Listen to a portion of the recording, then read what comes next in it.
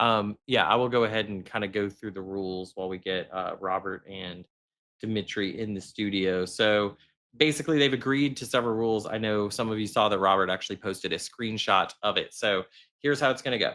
They're each going to get an opportunity to do an opening. Then they're each have 10 questions that they can ask each other. We're going to alternate across. That way everyone can see and everyone gets a fair opportunity. It shouldn't be just, there's Dmitry. And we're in the process of getting Robert in as well. He confirmed he's working on that.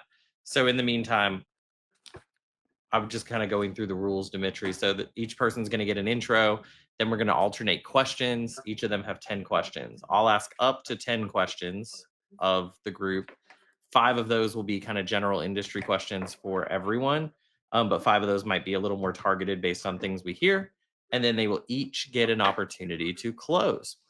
The only other significant rule that's worth mentioning to you guys is that both of them did agree, notwithstanding any Facebook posts today, both of them agreed for purposes of today's debate, at least, to leave certain personal things out of it.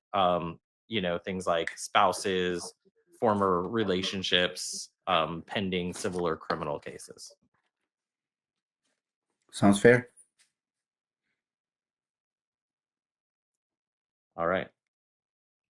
Just working on getting Robert on. I think he's having some technical issues, but he does say he's working on it. And the link has changed, huh? Are you guys gonna post it on you're gonna post it on your YouTube channel? So currently it's live on YouTube and live on Facebook, and then on the Level Up Claims page, and then I shared it on my personal page. Dmitry, if you want to go pull that, you can share it on your page simultaneously. Got it. What's the YouTube channel? YouTube is the Level Up Claims podcast, but the Facebook one might be easier for you to find. If you just go to my page on my profile, you can just share that post.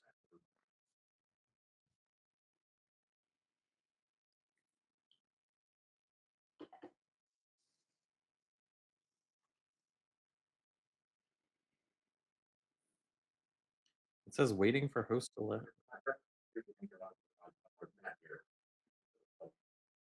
Okay.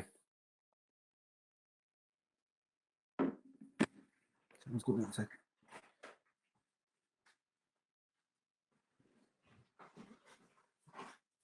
All right, he sent us a screenshot. It says he's waiting on us to let him in, but he's not in here pending.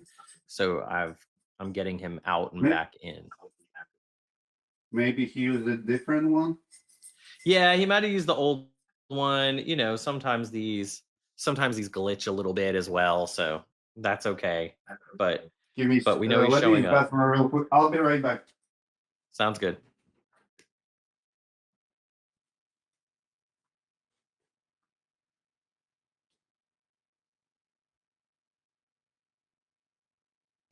There we go. Hey, good morning. Good morning, evening, afternoon. I'm trying to set this. There we go. Perfect. And then Dmitry just ran to the restroom real quick, and he'll be right back. I went ahead, Robert, and went over while we were getting y'all on. I went over kind of the rules that everyone agreed to, just so people would know. As of now, there's about 60-something, 70 people watching live across the different platforms. I think people are having a hard time finding the actual, finding the link. I've had a bunch of people messaging me about it. Yeah, so it's live on Facebook as we speak, and I shared it to my page. If you want, Robert, you can go onto my profile and just share the post that I just made, and that'll let anyone that follows you see it live. All right, hold on, let me do that real quick. Are we live right now? We're live as we speak. Okay, hold on 1 second. Let's see if I can do this. Because nobody's going to want to miss this. All right, perfect. There it is. Robert's just sharing the link too, and then he'll be right back with us, and we'll get going. All right, guys. Hey, Robert. All right, gentlemen. We'll get this going. I know people are waiting. Nice chain, man. Nice chain. Good job. Thank you. I try my best. I wanted to make you comfortable today. Is that so? Everyone always level up to my guest. In Vietnam, gold is actually considered like it's very lucky. So anybody that has gold on, like they'll come around you and say, it's all good luck, and it's very popular over here. So anybody that has gold brings good luck. What's that? Yep. I feel very lucky today, so let's roll. Well, good. Yeah, well, I don't know why you feel lucky, because it ain't going to be a lucky day for you, my brother, but go ahead.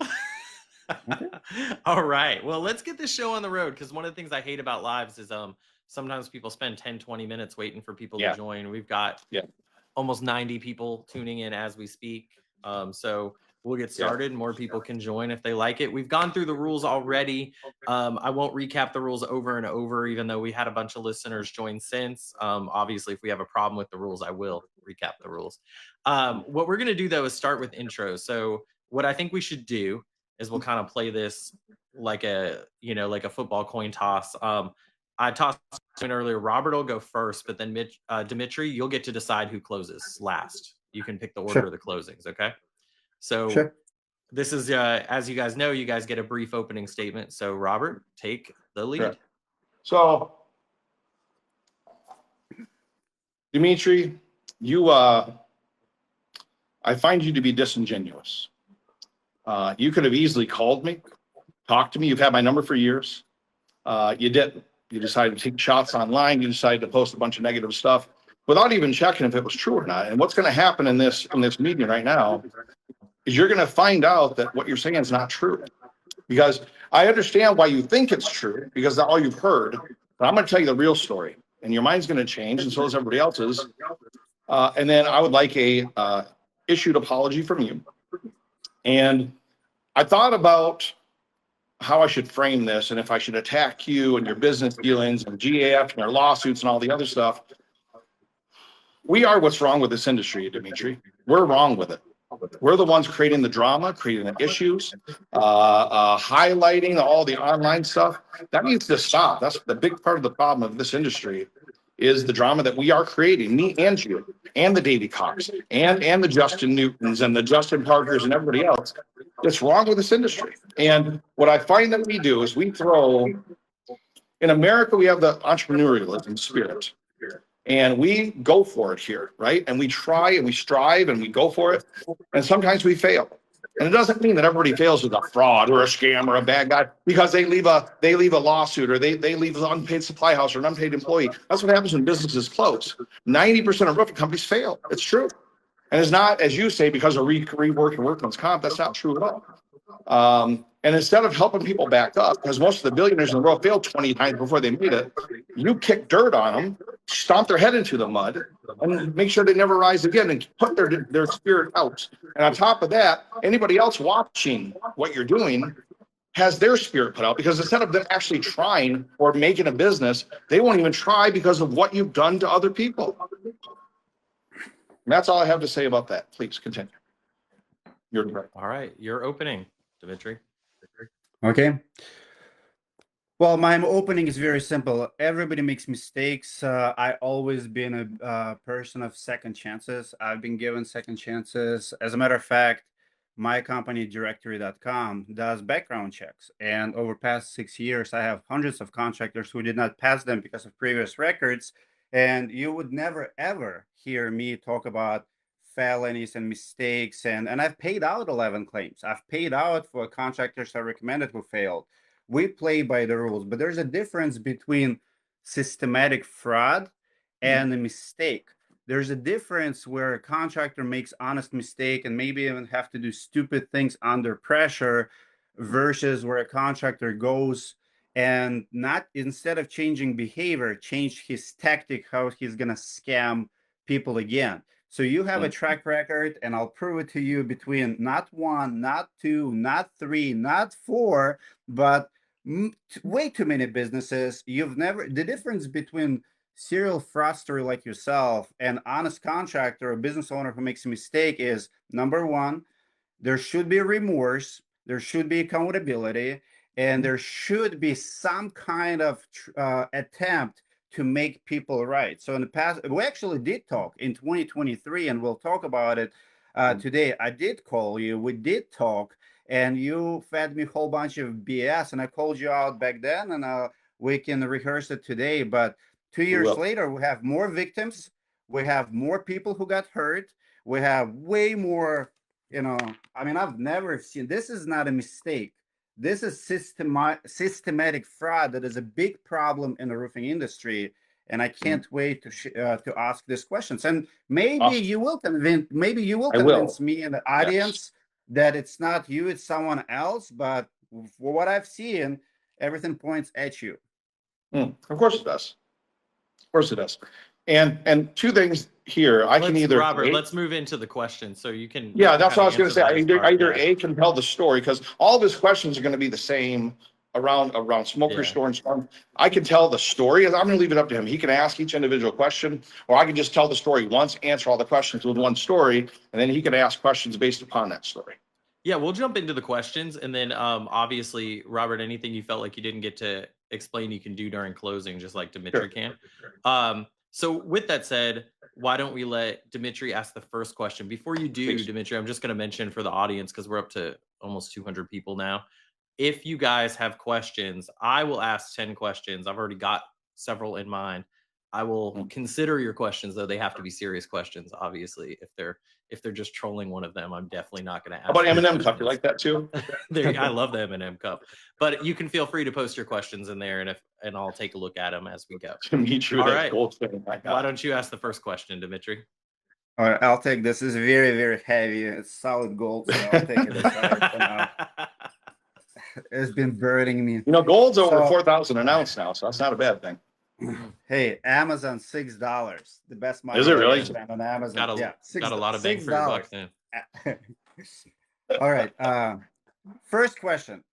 Yes. You've posted publicly blaming other people for Storm Z failure, but court records clearly show you were personally named in multiple judgments.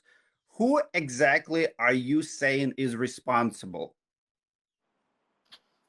Okay, so that is a loaded question because you'd have to tell the whole story for this.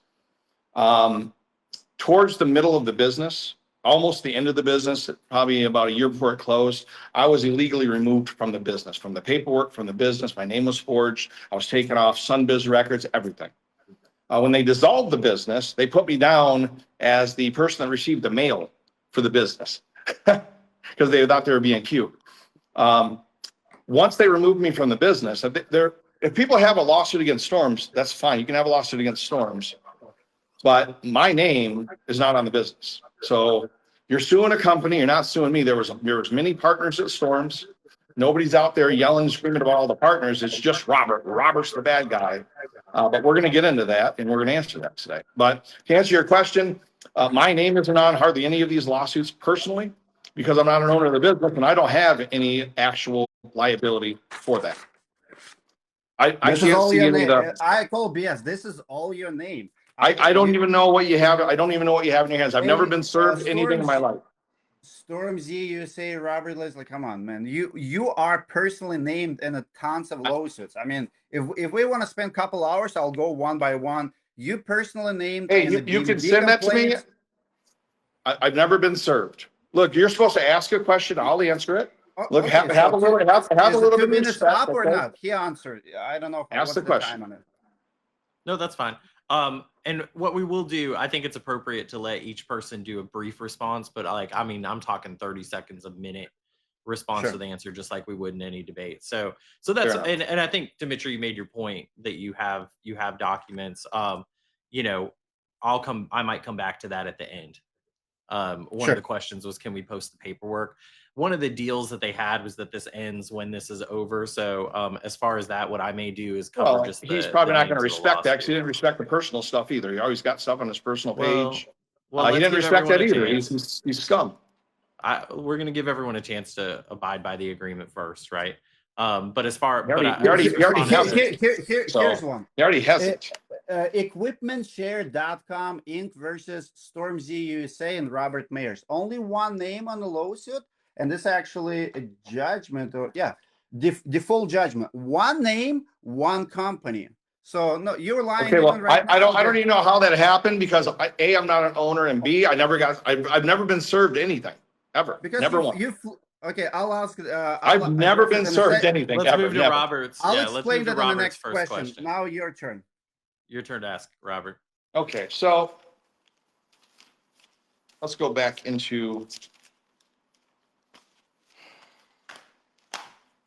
Here's my first question. We made an agreement to come on this podcast with each other, right? And I didn't come on this podcast to clear my name for the most part. I came on it to address the industry because I think what's been happening is ridiculous. And I want to put a stop to that.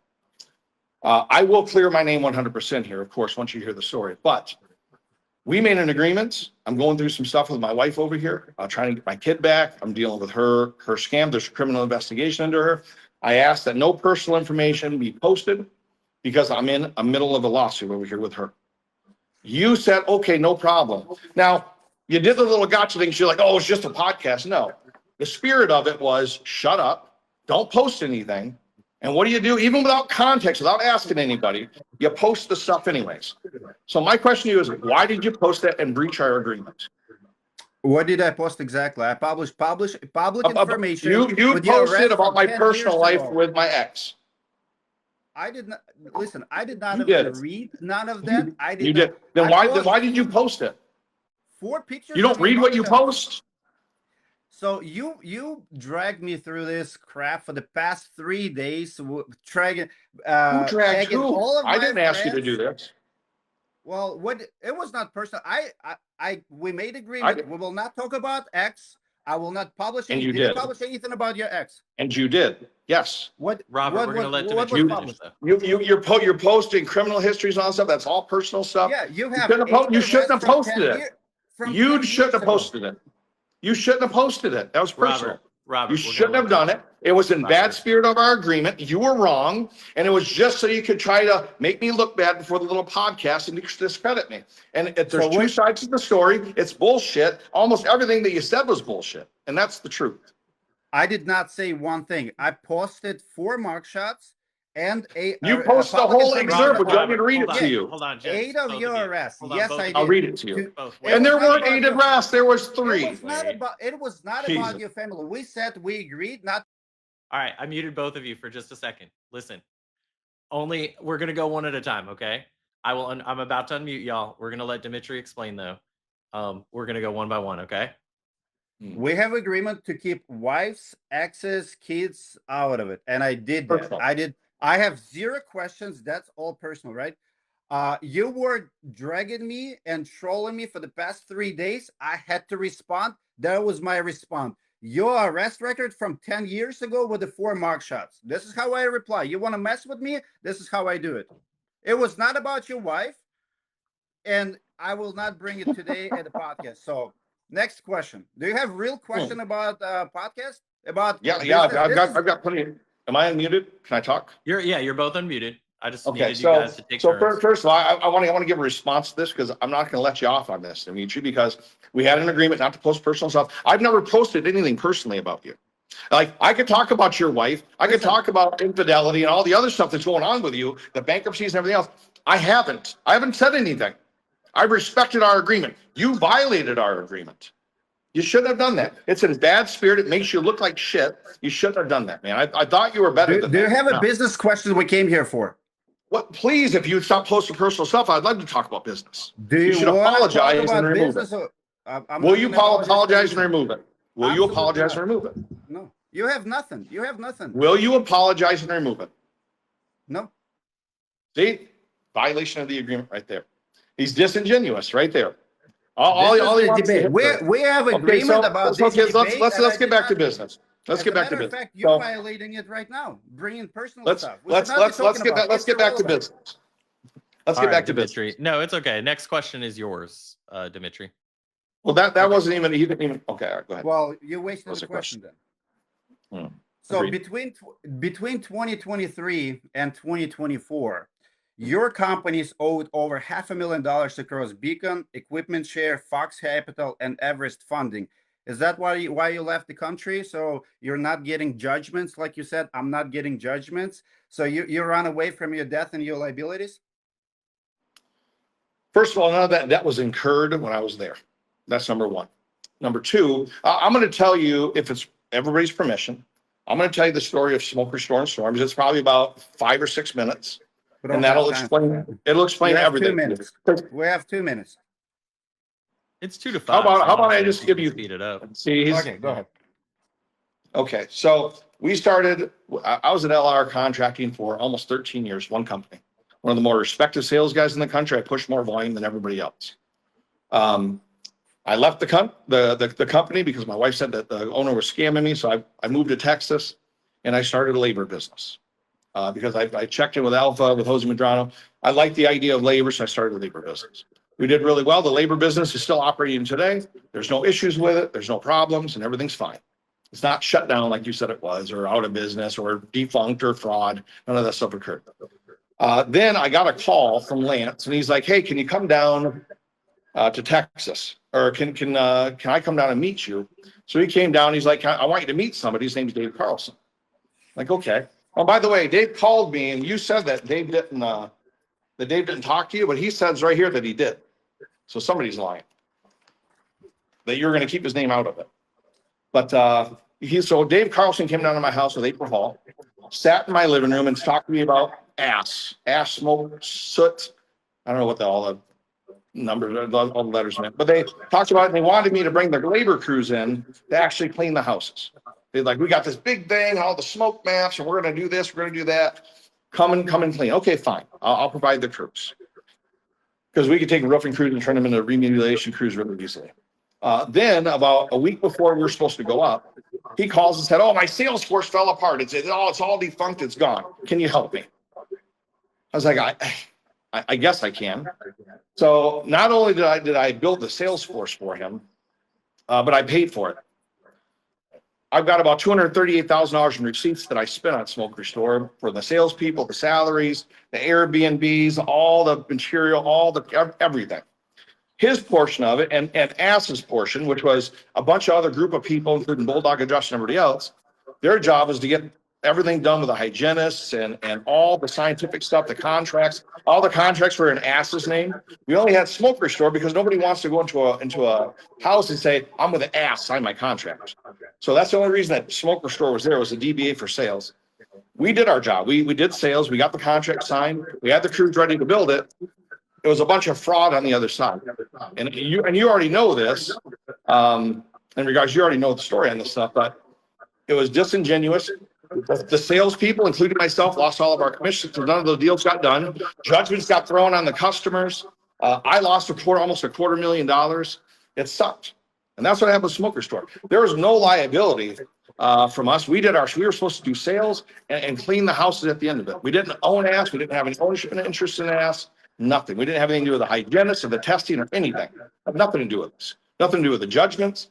We were just there for that. So then once I lost all that money, Dave comes to me when the hurricane hits and he's like, hey, how about you come down to Florida and we'll work this hurricane. I was like, Dave, I don't know shit about construction down like that. I don't know anything about marinas. I don't know anything about mold. I don't know anything about anything. I'm a hail salesman. That's what I do. I don't know anything. He's like, oh, don't worry. I got this. I got all the project managers. We got all the great people. No problem. Okay. So we go down there. We have our license holder, Lance, me, Dave, his project managers, and then we took some of the salesmen from Smoke Restore to Florida. Dave went around and sold some of these big commercial projects. I'm not sure exactly what happened with each one of the projects, but I'll tell you one thing. At the end of it, when there were problems with the jobs, like at the marina, the siding was wrong, or Dr. Julie's house where the construction was just demolished, the project managers collected all their money. They collected all of their cash. Every trade was wrong. They didn't pull permits like they were supposed to. They did a bunch of bad shit. The reason I get blamed is because I'm the only person that stood in and tried to fix everything. I wasn't responsible for any of this. That wasn't my part of it. I wasn't supposed to be in the construction part of it because I don't know anything about construction, not in that level. So they made a mess of stuff. I tried to fix it. I almost had everything fixed. There was a couple HOAs with a couple $1 million in profit left. They cut me out so they could keep the profit, and they didn't show up to any of the jobs. They let everything go to shit. They didn't take care of any of the problems. They didn't pay off any of the debts like they were supposed to. And that was that. I was cut out. I had no access to anything. So that's the story. You can take a longer response if you want, Dmitry, since we went a couple minutes. Yeah, please. I mean, if you want a 10-minute response, go ahead. I mean, nothing that you say nothing that you say adds up. So you're saying that you were only receiving mail, but then when judgments start coming in, you were Yeah. not receiving the mail because you run away. And again, everything ties to you, all the names and everything. So I've talked to the crews, I've talked to homeowners, I've talked to contractors who were fixing. You portraying yourself right now as a fixer. I'll give you one example under Storm Z. Do you remember the Fort Myers marina that you did, and Yes. you used the Yes. thinner gauge? Yes. So you Mhm. here portraying yourself that you came in, tried to fix everything. Meanwhile, you Mm. were the last person dealing with those projects, literally committing insurance Yes. fraud I was trying to in fix them. selling. Yeah, with the cheaper material. Like, so what happened Whoa, to whoa, whoa, Marina? whoa. Why do you Insurance have a fraud? lawsuit there? Yeah. Insurance fraud? So let's What? talk about that claim. How did you fix it? So you just said you Hold were on. Hold on, Okay, Dmitry. no, it's His it's it's question okay. next. Hold on.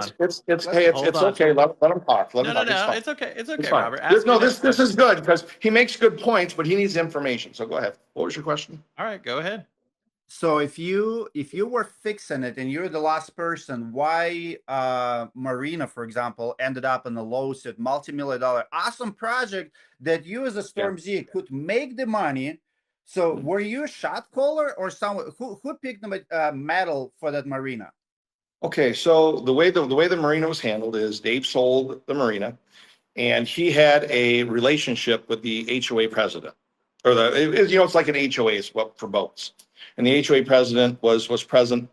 He walked up there and walked back with a contract with just one number on it. That was it. Here's the number for the whole project. That was it. There was no breakdown, nothing. So that's what the contract was. His guys and his crews repaired the roof and everything. Everybody was paid. Well, I had no entry into that. Now, here's where it gets interesting. So Bulldog Public Adjusters was also the PA on this. Finding out later, they were doing pay to play on it as well. So Bulldog Public Adjusters were supposed to get some of this this construction money from Dave, and they called me out on that, which I didn't know about. And on top of that, we went and fixed the HOA president's house, about $230,000 for construction. I went to go collect the money. I was like, "Hey, you got to pay us." He's like, "Well, I don't want to pay." So what Dave did, he made a deal with this guy that we're going to do his house for free, and never told anybody. So now we're out $200,000 on that. We didn't collect any deposit money to do the metal. Do you know that? We didn't collect any money. So we paid for the metal. We paid for the crews and everything else when we put the metal. Out of our pocket. You paid for the metal that was like 4 Yes. gauge thinner than it was supposed to How be. would I know? I didn't know anything about the gauge of metal. We hired people to do that. It was all the guys. I flew William Belials down there. I flew Nathan Hicks was involved. All these people were involved. I thought Go ahead. you were one of the owners. As the owner of the business, your name is on everything. So you I want to understand. point fingers on the people who you hired. Who hired them? I understand. Okay, I did. Not your fault. Listen. What's the dollar amount of that project? What's the dollar When amount? David, geez, you won't stop. When Dave and his project manager disappeared, okay, they left all that on me. Okay, they had already ordered the metal. Everything was already done. It was signed off by the marina. All that stuff was done. I don't know anything about the gauges. Now, I will tell you, I flew back from Vietnam to that marina when it was going up because I wanted to watch it myself. Everything looked okay when I was there. 3 sides went up. I'm like, okay, everything's okay. Everything's good. Good job. We had we hired a really expensive project manager. That was supposed to be the best in the business, and that's who he was down there. His name was Mario. So I flew back to Vietnam, and then about 4 or 5 days later, I started getting pictures of these big like circles on the side. Now I don't know anything about oil canning. I've had to learn, and they blamed it on the machine, and then they blamed it on the gauge, and then they blamed it on the install. We tried to file an insurance claim. Like we tried to work with the marina and get it fixed. Marina stopped being responsive.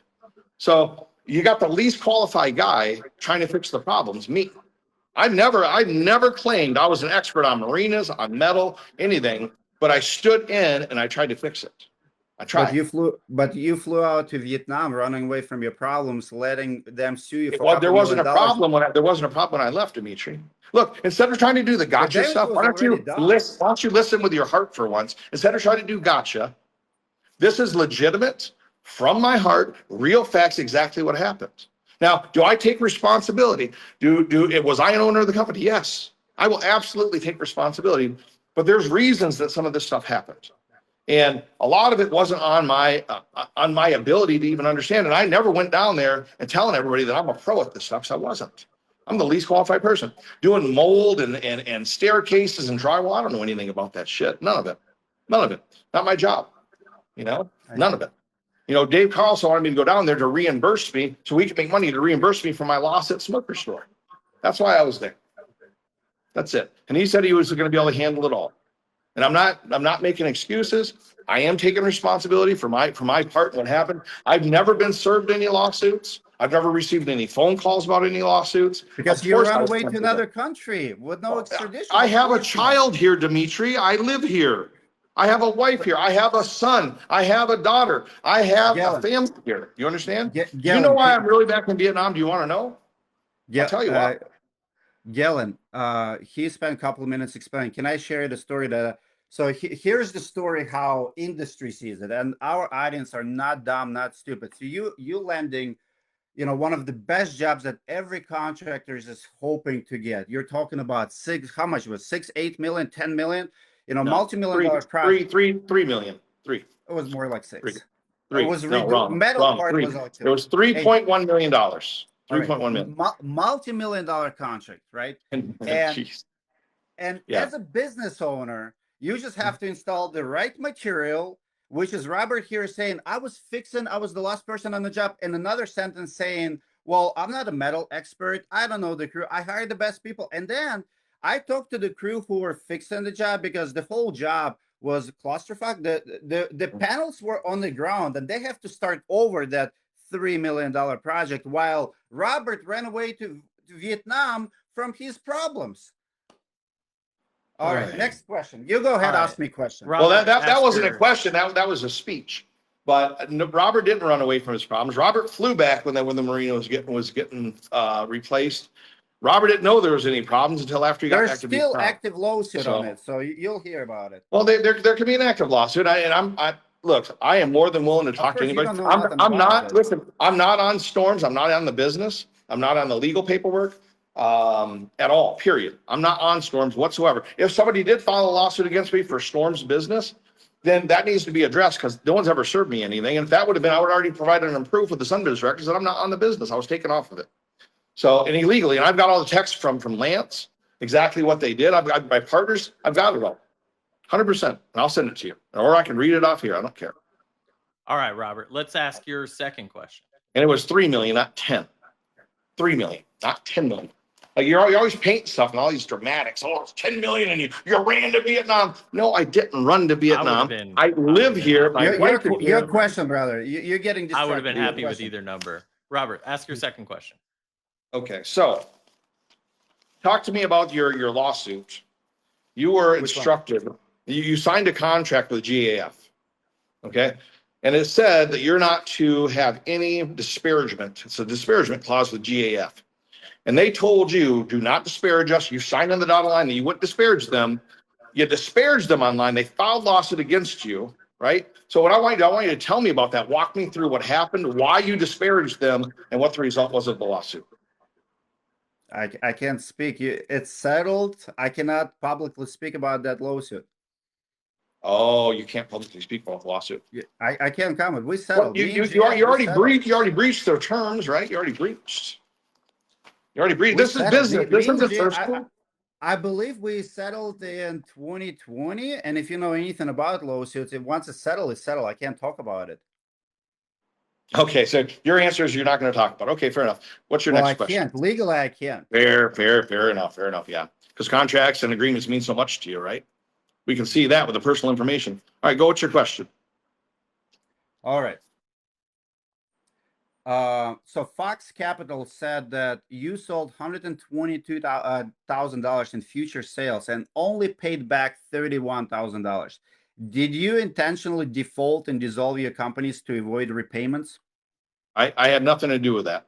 My name's not on any of that. That was something that Lance did. No, your name did. It is not on it. You're wrong. You're wrong. No, your name is on Fox. You're wrong. It's not. No, it is not. There's nothing with my signature. I had nothing to do with any of that. Nothing. Zero. Okay, Galen, I will send you. You can send me whatever you want because I have nothing to do with that. It was done after I was gone. and your name is 100% is on here. I am not on any lawsuit. There is no judgment. There's nothing from Fox Capital for Robert Meyers. It doesn't exist. You can laugh all you want, but that's not true. Okay. So ABC Supply does not exist either. ABC Supply exists, sure. Okay.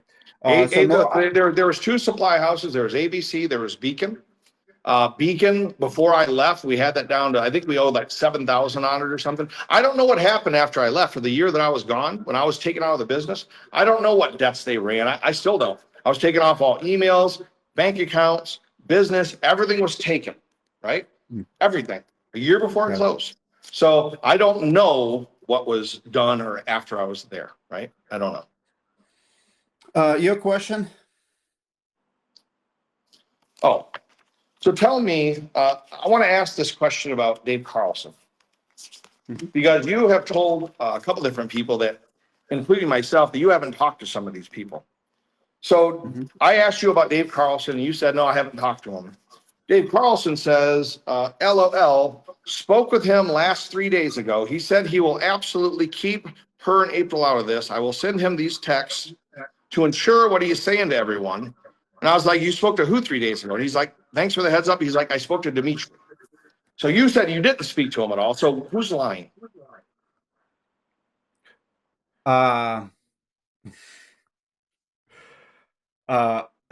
This is awkward. So here's what took place. When he sent you that text message, at that moment, we never talked.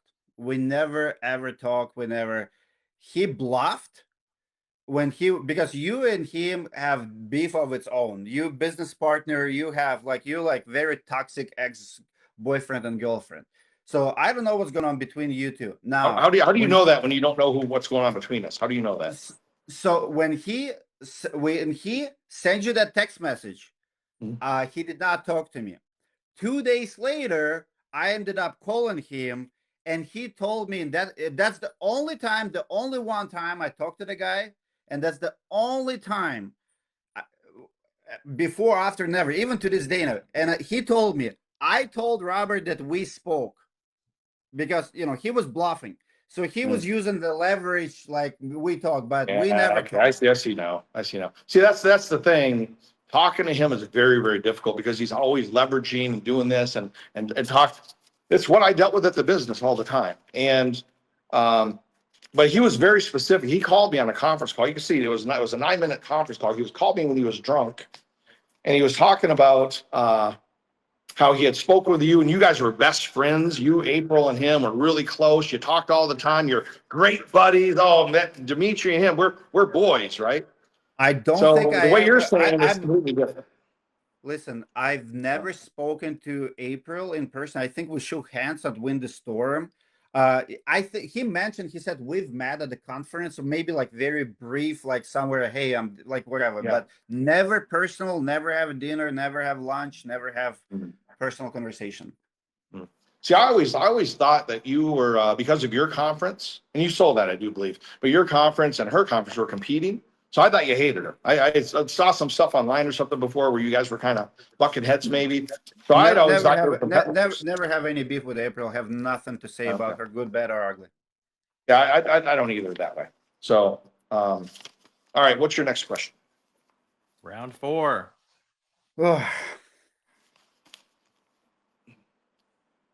So here's my next question. Why are you still opening new companies like Virtual Roofer, Alpha AI, while your previous businesses were being sued and dissolved? That's my question. My businesses were being sued and dissolved. What do you mean? Like, well, Smoke Restore, Storm Z. I mean, okay, Smoke Restore. Smoke Restore wasn't a company; it was a DBA. Ass was the company, and I didn't own it. Crew Connect's still around. It's still operating. There's no problem with it. It's not dissolved. It's just fine. All the infrastructure is there. Still, I've had my lead business for 4 years. So I don't know what you're talking about. All my companies are dissolving. We had one failure company, which was Storms. I stayed in there. I tried to fix it. I was taken off of ownership, and they went and stole a bunch of money from customers after I was gone, ran up debt, screwed shit up, went on vacations, went on cruises. And you were not part of it, huh? I was not at that point. No, I was not. I was legally taken out. I've got all the text from Lance too. I could show you everything. I legitimately wasn't there. And had I been let to stay in place, Storms would probably still be here today. Probably would be. Even though I would have fumbled through stuff, and I would have at least have shown up to the jobs. I would have been present. I would have worked on it. I would have done everything I could. These guys just abandoned ship and didn't do anything. They took over the business. They took money from customers and they just walked. It's bad. And they stole 3 of my vehicles and they chopped them up. You believe that? Stole 3 of my vehicles, my personal vehicles that you let the business use. They stole all 3 of them and took them to a chop shop. And what Lance said, he wanted to get more money. So he chopped them up and kept the money. All 3 of my cars. You believe that? God. Crazy.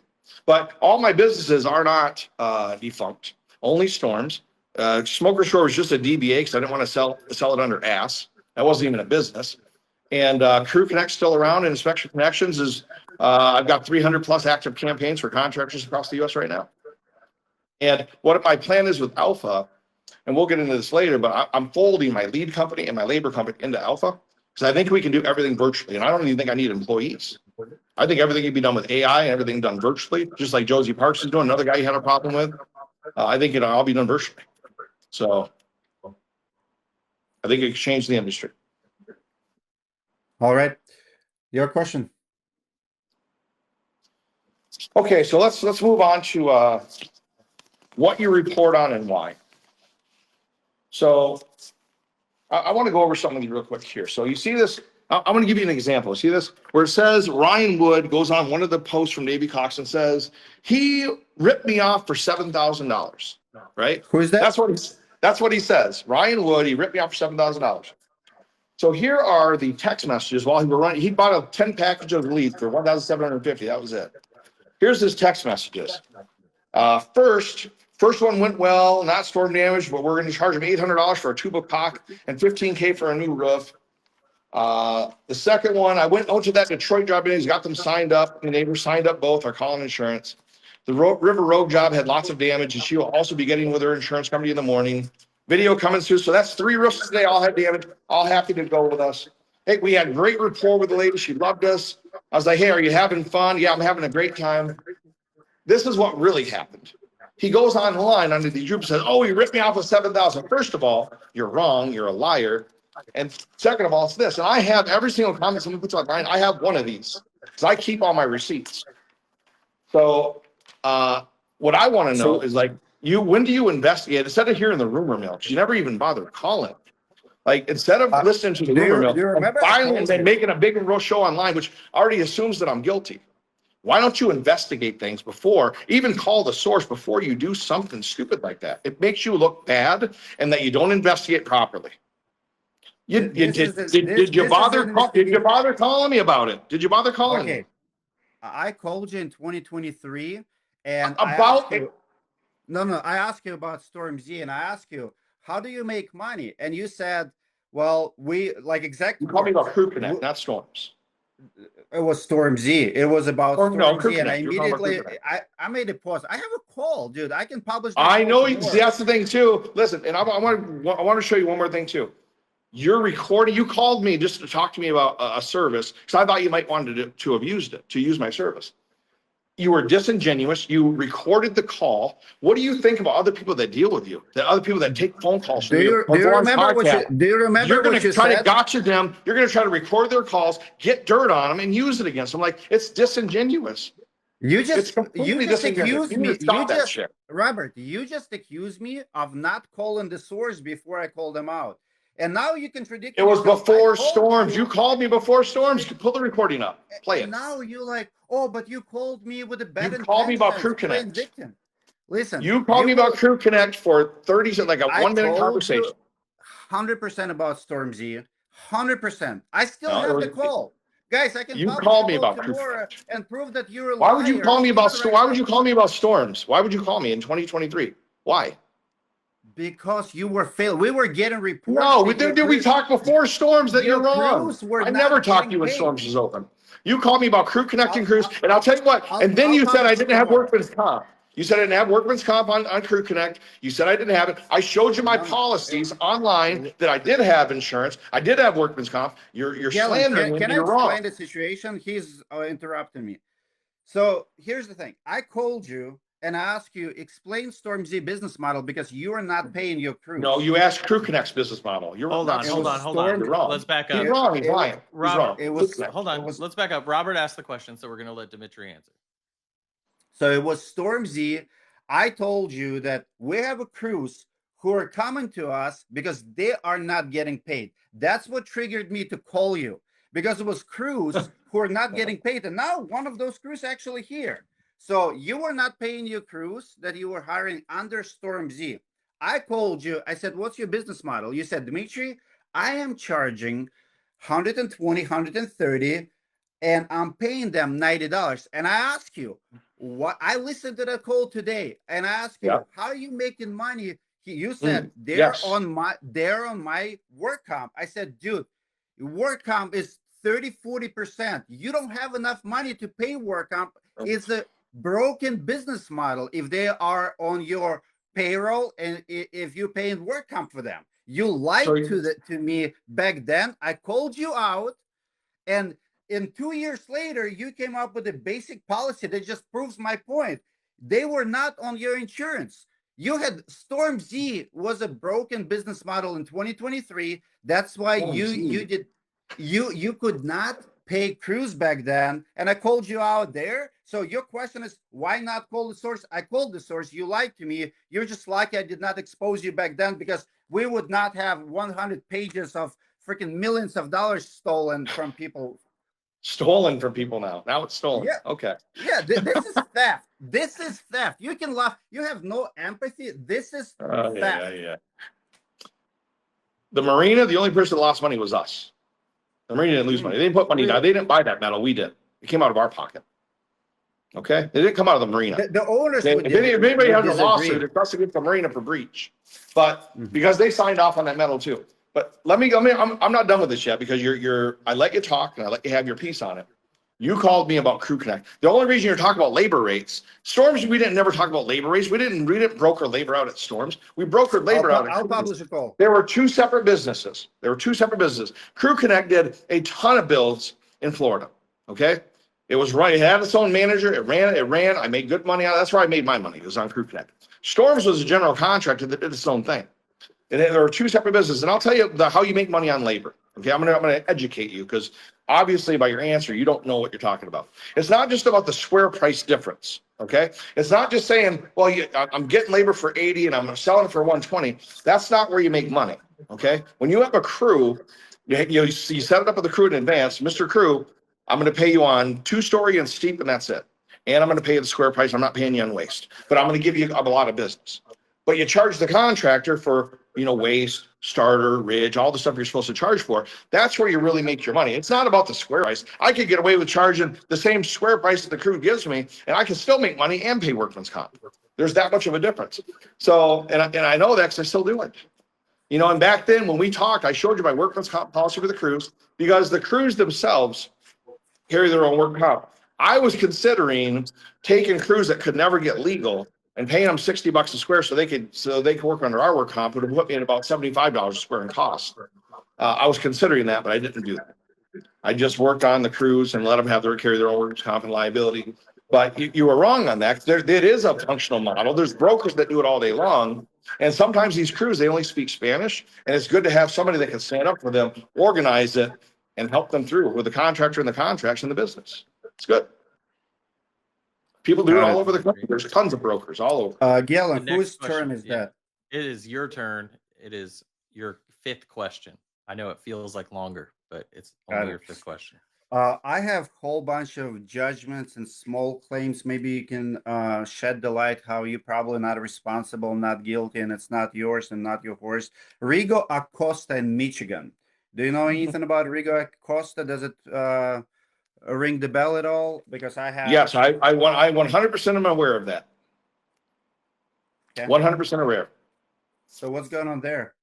I'll tell you exactly what's going on there. So in my contract with the crews, There's a stipulation in there. This is something that's gone over with the crews very, very closely with them, and they have to sign it, they have to acknowledge it, and I have the signature on everything. Okay, so even if I would have got served that and I wouldn't have won court, I'm going to win. That's what I'm telling you. But so we had a contractor in Michigan. He went up there, he did some builds. We paid him, and then he went and did a couple more builds for a contractor. Then there was a build that he did where he said he took off 10 layers on a property.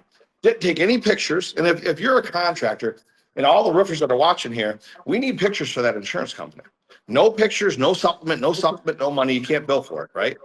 Never took any pictures, violated his contract. But on top of that, the contractor refused to pay that. And there's a stipulation in the contract that if the contractor just does not pay that bill, we're not liable for it. We can't be. We cannot be liable for a contractor that goes rogue and goes bad. They sign off on it. They acknowledge it. He signed off on it. He acknowledged it. The contractor didn't pay. Rigo made up some big number, and the number he's asking for is ridiculous. It's only a few $1,000s. But that's what happens. Period. The contractor wouldn't pay it, and there's a dispute.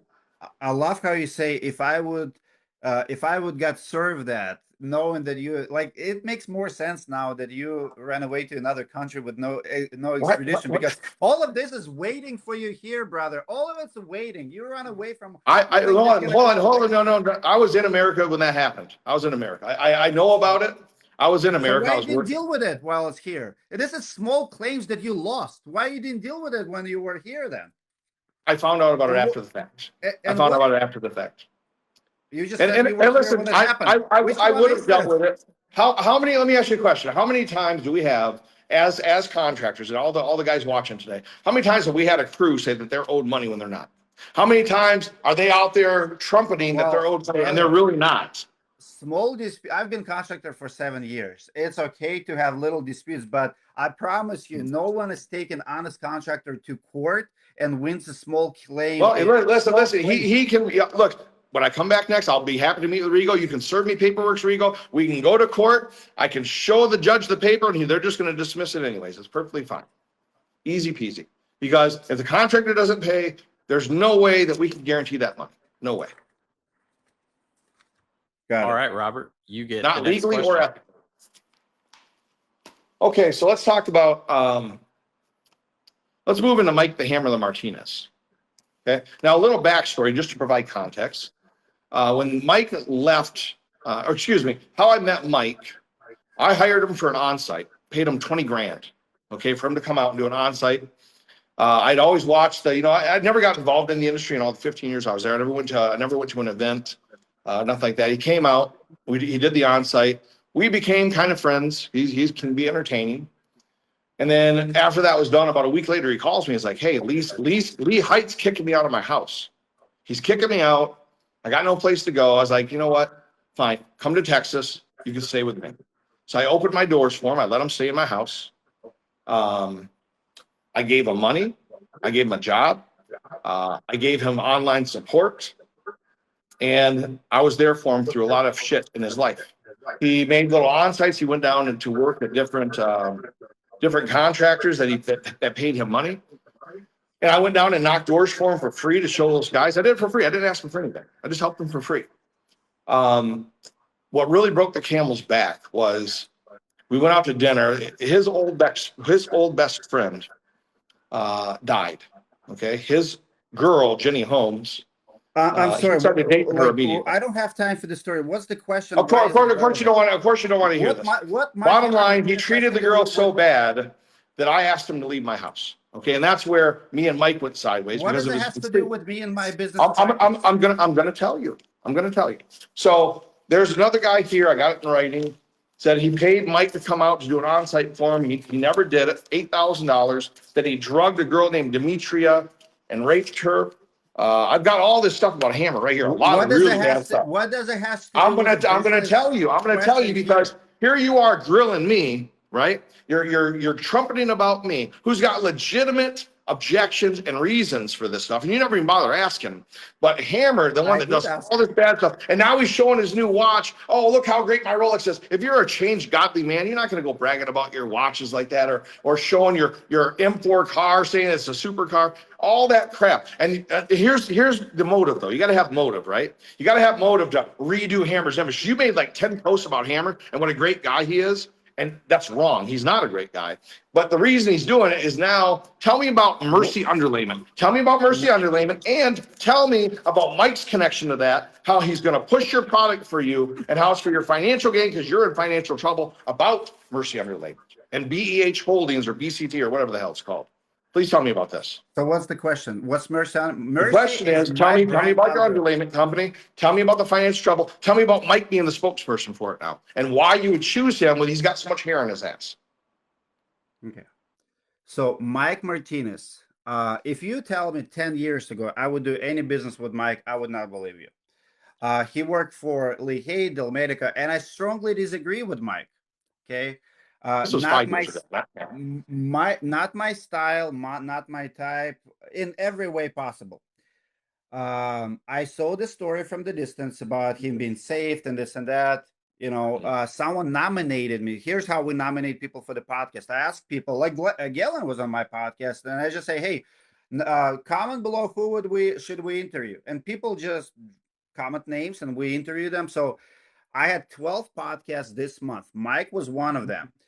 Have no idea what to expect. I'll give you even more. When he flew in night before. Didn't even have a dinner with the guy. The guy comes in the morning, we work out, we do sauna session, and we do the podcast. As a matter of fact, I grilled him during the podcast just like I would do anyone else. I asked him the toughest questions. Tell me the story how you got shot. Tell me the story, like full story. He shared everything. Okay. Next day did he? No, he didn't. So we did the whole thing, and while we're there, he sees my Mercy Underlayment. I have 12 pellets on my parking lot. He's like, dude, I'm the best at this. Can I sell it for you? He begged me to sell my Underlayment probably for a week. Here's begged you, huh? He begged you? With his new BMW, he needed to beg you to sell it? No. Wow. When I say he begged me, initiative came from him. He's like, Dmitry, I love this. I can push it. I have a big network. A lot of contractors can use it. I know how to sell it. I bring value to you. I bring value to my people, right? I have 2 business partners. I came to them and say, hey, this guy wants to sell our Underlayment. What do you think? So we start talking about it. A week later, I gave him an answer. I said, you know what? I have no problem. I have no problem that you push it to your people, and I'll pay you commission just like I would do to anyone else. Why not? So your financial gain is why you rebuild his image. Is what you're telling me. You want him to look pretty, so he can push more of your products, so you can enrich yourself. That's what's happening. That's what's happening. Dude, you just said it yourself. He's making commission off of your products. Listen, if this is how you see it, so be it. I see Mike a little bit different. Just if you see the judgments and everything, so be it. I believe that you can change. If you change, change, like, here's what I've seen in Mike, and I have not seen it was 24 months ago he was a piece of shit, right? Or 12 months ago. Listen, right? What I've seen in Mike, I've seen remorse. I've seen him admitting his guilt. I've seen him talking about his past like it's past. We've been talking to you for 2 years, and for an entire hour, I did not see one remorse, one empathy from you. It's not me. It's that person. It's that person. I was the good one. You're a psychopath, man. What would you like me to do? Would you like me to lie to you instead and say, "Oh, it was all my fault. I'm so sorry"? No, that's not the truth, Dimitri. It's not the truth. I'm not going to lie about it. Man, be you. You're a true fraudster. I've never said anything for 3 years. I've watched you try to attack me online. I've watched everybody else go off about it. I've never defended myself. I've never told the real story of what happened. Ever. Here's not once. So if you like to compare yourself to Mike, and I'm answering. No, I do not like to compare myself to Mike. He has a track record. You have a track record. Mike speaks about, like, hey, I'm sorry about that. I'm guilty of that. I've done the wrong things. I'm not proud of that. That's Mike Martinez today. And do I take a risk, him representing me? 100%. And so what? I'm okay with it. Right, because you want to make money. You're okay with it because you're trying to make cash Dude, off what you're doing. I can make money by hiring absolutely Can you? anyone. Can you though? I heard you're in bad shape and you're asking for new investors online to pay off your old bad investors. You're running a Ponzi scheme right Let's around. move to. Now, let me ask you. This is my question. Well, right? hold on. No, it's No. You asked just the have to. question. It's about We'll Hammer. do it next. We're gonna week, move Justin. to you'll We get, need to talk about you'll the get- thickness of his felt next. We got 5 more rounds left to go. All right. Sorry, Galen. Round 6. No, you're good. I get it. Emotions are running high. We'll get y'all holding hands and hugging at the end of this. Oh, we are not holding hands. He swings like that. I don't. Round 6, Dmitry. Go ahead. Your new business, Alpha AI Virtual Roofing, claims to use drones and AI to sell roofs without meeting customers. Why should homeowner trust virtual roofing company led by someone with your track record when you never took responsibility for any past failures? And what I really want to know is, can you name 3 customers that would give you testimonials because you have no reviews anywhere? And that's how you ran for most of your time. And now even your new company, you keep asking people for business, but there's no proof of concept. There's no happy customers. Can you name 3 customers who would recommend you today with new business? What type of customer are we talking about? Are we talking about a roofing customer or a lead customer or a labor customer? Give me 3 I just customers recently of posted. Alpha AI. I just recently posted 100 video testimonials from my current customers that are contractors that I do business with that give me a glowing recommendation. Go to my Facebook page, Inspection Connection USA. I have hundreds of references. I'm glad you asked that because yes, I have hundreds of good references from customers that I do business with. So Real customers. What happened to all the BBB complaints and all the F ratings for all the previous businesses? They just gonna go away? Okay, you're saying all the previous businesses. Which ones? So if your business... Wait, hold on. Which ones? Don't just say that. Tell me which ones. Crew Get to the Connect, detail. Crew Connect, Smokers... Crew Connect doesn't have any reviews. What else? Because you chose to, right? Because it's the contractors are customers. I have video testimonials from contractors, yes. Why not make it public? That's my question. Make what public? Like, why not have reviews public? Like, for example, Storm Z had BBB and it ended up being with a F rating on it. Why you didn't address that? Because I wasn't a part of the company. When that stuff started to come down, I wasn't there for the whole last year. You were 1/3. I wasn't there for the whole last year. I was taken off the business. Let me ask you this. If you're taken off a business, you're cut off from emails, from company emails, from bank accounts, you're cut off from everything with the business. You're taken off all legal documents, and it was forged signatures too. So you're taken off the business, 100%. What do you want me to do to be responsible at that point? This is a real question. What do you want me to do to be responsible? If your name is on the paperwork, if you own 1/3 of the But I business, don't. But I don't. but That's the you point. do. They took me off ownership. So now what do I do? And what's the reason why they took you off? My personal opinion, I think they took it off because they wanted to keep the profit on the remaining HOA jobs. Galen, you're a lawyer. How can someone remove the 1/3 of the ownership? Ho, ho, ho. The best part about this is I do not have to answer They did any it. questions, sir. They did it. They did it. Look, I have the text. I can read off the text messages from Lance and what was said between us. That's exactly what happened. He sold the vehicles. He went and took money from customers. He went on cruises and shit. And he, first of all, he was an absentee owner. He wasn't even involved. While I'm down there fighting the good fight, nobody is helping me. You know what I mean? Like I'm down there fighting these fights alone, and I'm the least qualified person, but I'm standing in trying to fix it. And then they swoop in, take the business over, don't fix any of the problems. So then now they turn into lawsuits, takes money from customers, takes the money, takes vehicles, cuts them up, and then I get the blame. And they put me as the manager where the mail comes on the dissolution papers. All right, Robert, you have the next question. Yeah. So let's move into hardcore door-to-door closers. Davey Cox, Jason Scholdice, because Jason Scholdice owns Call Center Doctors. Mike Martinez works for Call Center Doctors. Call Center Doctors, they're neck and neck with Davey Cox. They're all best friends, right? I had friends at the plug event after Win the Storm. You said you never talked to Davey Cox. You never really had anything to do with them. They saw all of you guys together. You even did podcasts together, is what I was told.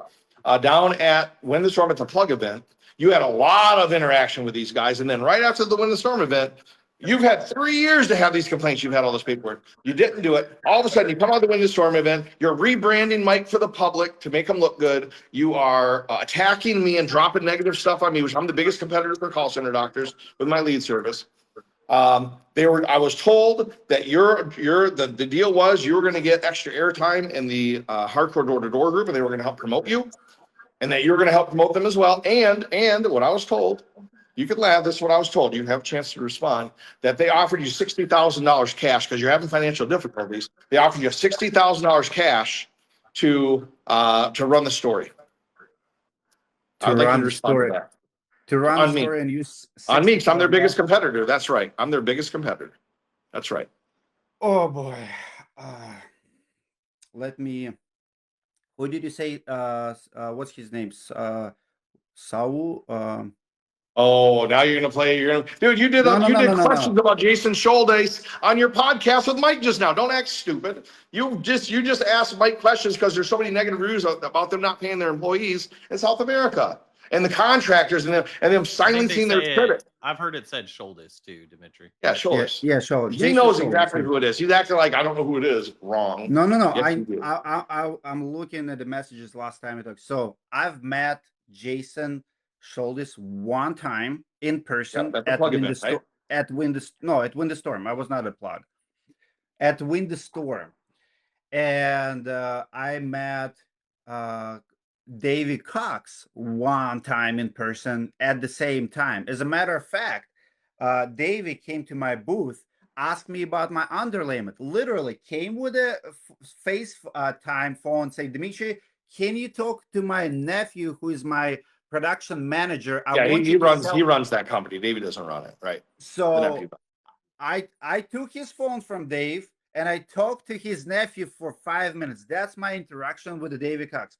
Now I came to Jason. So we were running the floor. Okay, but which one offered you 60,000? Which one was it? Who offered to pay you? No one. No money. Listen, come on, let's be honest. I've been doing it for 8 years. Never ever one time I took $1 for one podcast. That we know of. Because you're doing podcasts for Mike to benefit your company to sell your underlayment. I did not know that freaking it was. Why do you think you're rebranding Mike right now? Everybody knows he's a piece of shit, and you're rebranding him into this good guy all of a sudden. And he's not. He's not. He's got a very long list. Can we? Because I shared my testimony about the person. Everybody was attacking him, and I felt like it's the right thing to do. I spent a day with the guy. When he's making the money, it is the right thing to do, right? When you got a financial gain available for it, sure. You know what I think, Dimitri? We didn't even talk about mercy at that point. He said, I would like to push it. I said, I'll think about it. I push hard because I worry about my reputation just like everyone else. And I'm like, do I want this thing? No, nobody. As a matter of fact, Jason, and that's what I was trying to find. Jason was super nervous because they are by the shoulders. He's super nervous. He said, I'm very worried about podcasts. He was worried about how Mike Martinez will do at a podcast. So he sent me few text messages because he was worried about people, Oh, so you guys were already colluding in advance. No. And he was coaching you to make Mike look as good as possible because it would hurt his business. I see. Okay. I got it. I got it. Everybody sees exactly. People aren't stupid here, man. They're not stupid. They see what you're doing. Okay. Well, you can accuse me of anything you want. See, hey, we got to move. I got 9% left of my phone, so I'm taking you with me.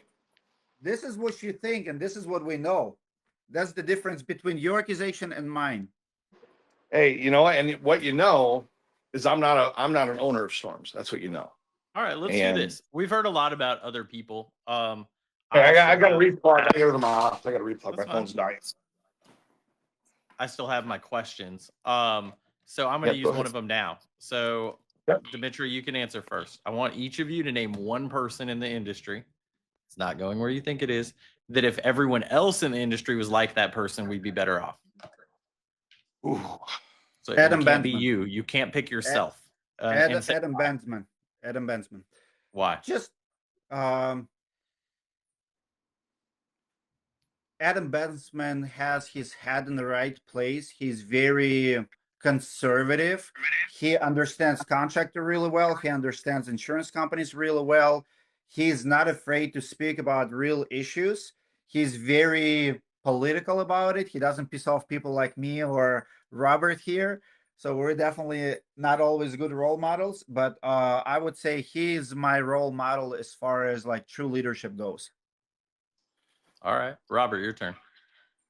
And I'm following up on Adam. He's when I was selling, he's the only person that I would actually. I bought his course. I listened because he has some really good stuff that he says.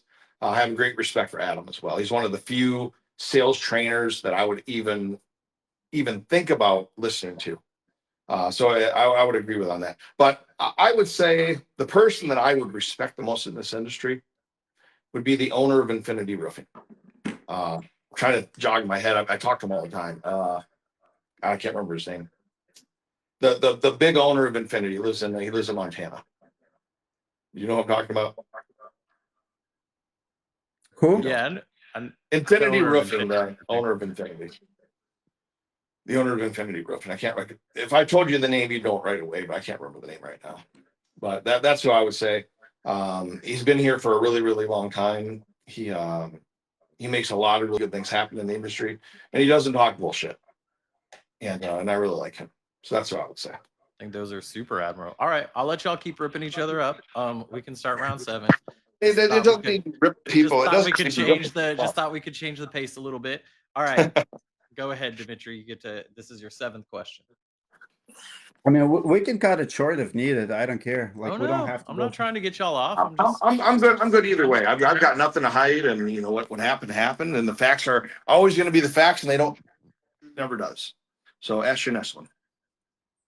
Okay, I have a spicy one. This one just came in. Someone texted it to me. Unlike your stuff that you assume stuff from rumors, this is actual quotes and phrases. So Lance Thompson said that someone needs to chime in that he stole the money, my life savings, and fled to Vietnam, leaving me holding the bag to fix everything. $500,000. The money he spent on you, and no one can find him to serve him any lawsuits. That's your business partner says that the reason you're not getting lawsuits is because nobody can find you. So the story comes together. You flew to Vietnam to run away from all the lawsuits you have. The story kind of tells itself. Okay, so do you want me to read you the last text exchange, which happened about 6 months ago between me and Lance? Because everything was laid out clearly with him. None of that stuff was happening. He didn't put any of his own money into it. He never lost any money. He made a bunch of money, and he didn't do anything. All of that's untrue. He took money from customers. He left. You want to talk about? Let me talk about a lady named Beverly. Okay, it was a house that Dave Carlson's friend signed, and money was taken on that job. It was behind schedule. We went in and we did the mold work. We did the plumbing, the electrical, did all the work, brought it up to where we were financially. After he did his little takeover on the business, Mr. Lance, you're watching this. You went to that lady and you took $50,000 or $100,000. I don't remember the exact figure. You didn't even show back up at the job. That money was supposed to go to her drywall and her paint and to finish her project. You completely didn't even show back up at all. You completely just stole that woman's money. You stole my vehicles. You went on vacations on cruises, and you're blaming everybody else. And you illegally took me off the business. Those are the facts, and everything's in writing. So, and I will post all the chat because it's on my phone. I'll post all the chat exchanges between Lance. But that's exactly what it is. And he even acknowledges that in chats with me. And then Dave Carlson tried to call him as well. And he got into it with Dave Carlson. It's calling Dave Carlson a fraud and all this other stuff as well. So Lance Thompson, folks, the guy that doesn't do anything, kicks everybody off businesses and takes the money. Got it. Your question? Your question, Robert. Okay, my question. So let's talk about, hold on, let me find this real quick. So here, right here, I'm gonna put this up here. So this is a text message. I want you to chime in on this. This is a message from somebody that wrote in And everybody asks me a lot of questions. They ask you too, but here it says Jason gave Davey a free call center to be able to censor and advertise in the hardcore group. They paid Davey $2,000 just to let me post in the group because Jason kept blocking me. A week later, Davey refunded me and blocked me from the group because Jason said so. I find it so funny that Dmitry posted after his podcast with Mike basically saying we shouldn't give the guy such a hard time and give him grace, blah, blah, blah, blah, blah. Giving someone grace is great and all, but it shouldn't recuse accountability. People say the things they do for a reason because of how Mike has actually treated them or done business with them. Being a Christian doesn't give you a pass to do poor business. They all work together to cover up the truth, though. It's one big propaganda machine. Indeed, lots of censoring, lots of propaganda, lots of manipulation, lots of BS. And at the end of the day, Davey, Dmitry, and both allow themselves to be bought out. True facts. Can you respond to Like that? I said, so I had one phone call with a Davey after the Winter Storm. Davey Cox, not a friend, not affiliate, and the call was not about you. It was about underlayment and few other business stuff.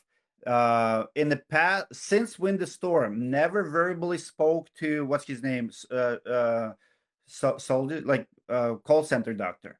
So never spoke with that guy verbally. Exchanges few messengers, like, and I just checked. The last message he sent me was October 5th, which is like 8 days ago, and none of this talk was about Yeah, right. you. Just to coach you before the podcast, right? That was your last conversation with him. No, he was worried how Mike is gonna do because he's his top producer. That's it. So never ever I talked to those two, Davey and soldiers. Keep saying his name about Shoulders. you. That I think it's pronounced shoulders, I think. Yeah. And you want something, you know how I met Shoulders, how I met him? He actually called me and how is it relevant to this debate? It's not relevant to me. because it speaks to the I character respect our and audience, how you get so manipulated. That's listen, how. you're the talker. You like feeding people BS. This is irrelevant. Even David Cox is. You wanna bring David Cox? Go debate David Cox. It has nothing to do with the David. I have no business with him. Talk to the guy one time. Why you keep bringing him? Because I think it's deeper than that. That's why. Keep your And stories to I yourself. understand why you If want you to have keep them. questions for I me, understand why you want to keep them away, but I don't believe it. I The answer viewers your don't I believe answer it, your man. question. I answer your Okay. question. All right. Okay. Ask Before we your move to question. round 8, I'm going to ask you guys another question. We'll start with Robert, then we'll move to Dmitry since I started with Dmitry last time. Oh, by the way, let's all acknowledge that who Robert was talking about was Derek Lindsay. I feel like he got this nice shout out, but no one had his name. So yeah, Derek Lindsay. yeah. That's right. Derek Big respect to Derek. He's I've watched him for years and years. That's a guy that never gets in any drama whatsoever. He is a very intelligent. He has been a leader for a really long time. He's a solid and a pillar in this community. A lot of respect for Derek. Yes. All right, let's start with Robert. We'll move to Dmitry. Same question for both of you. I want each of you to define what integrity means in the roofing business today. Ooh, integrity in the roofing business. Is there such a thing? That's the real question. Yes, it is. I think integrity is just your actions being the same thing that comes out of your mouth. Number one. Integrity is a word that I think is overused and watered down. But at the end of the day, it should be, you should do what you say you're going to do, honor what you say you're going to do, and be there. And that was one of the things that I tried to do at Storms as well, is have integrity. When problems came up, I stood in. I was there.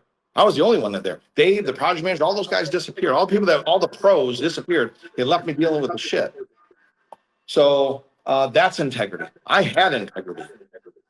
That's what I would say. It's a display of it, not just the talk of it. Your turn, Dmitry. Yeah, the same thing. Just do what you say you're gonna do, and if you fuck up, come back and fix it. Don't run to another country and run away from people.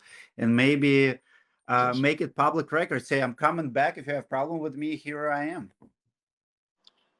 Can I answer this real quick too? Do you know why I'm in Vietnam? Do you know why I had to come back here? I'll explain it to you. I brought my wife. You run away from your bills. We all know it. You don't have to. I'm going to explain to you why. I'm going to explain to you why I'm. And I just got back from America, by the way. I was literally just in Austin. I'm in America all the time. But make it public record next time, so people can serve you and can actually take you as to court or to jail for that matter, where you belong. I have a jail for what? For theft. Theft For from all of who? this is theft. Well, if you're so brave, make it public announcement. Say, I'm gonna be here. Come and serve me. Don't go I have under radar. I have In the United absolutely no States. problem. I have no problem with that because I'm not an owner of the business anyways. It would just be junk lawsuits. I'm not on the So business. why are you on the run then? I can't because I live in Vietnam. I'm not running. See, this narrative online, this is one of the things I want to address. It's bullshit. I brought my wife to this country on a visa. we Her answer body your was question. covered in sores and shit and everything else. She wanted to come back here. She's pregnant. You want me to leave my pregnant wife in Vietnam? I flew back and forth. I live here. I got to take care of my responsibilities like a man. You leave your kids in other countries? Probably Dude, not, right? this is what your business partners say. Robert stole all the money, went to Vietnam, built his house. Prove them wrong. Come back here and face it. Face those judgments. Face the court My system. house was built a year before You I even are a came to liar. You've been lying the whole time. First Doesn't of matter all, how many no, times you're gonna hold on, repeat the lie, it's still gonna be the hold on. lie. Nobody built a house. First of all, nobody built a house. There was no home building. What are you talking about? Nobody built a house. I built a house? No, I didn't. I didn't build any house. What are you talking about? Nobody built a house in Vietnam.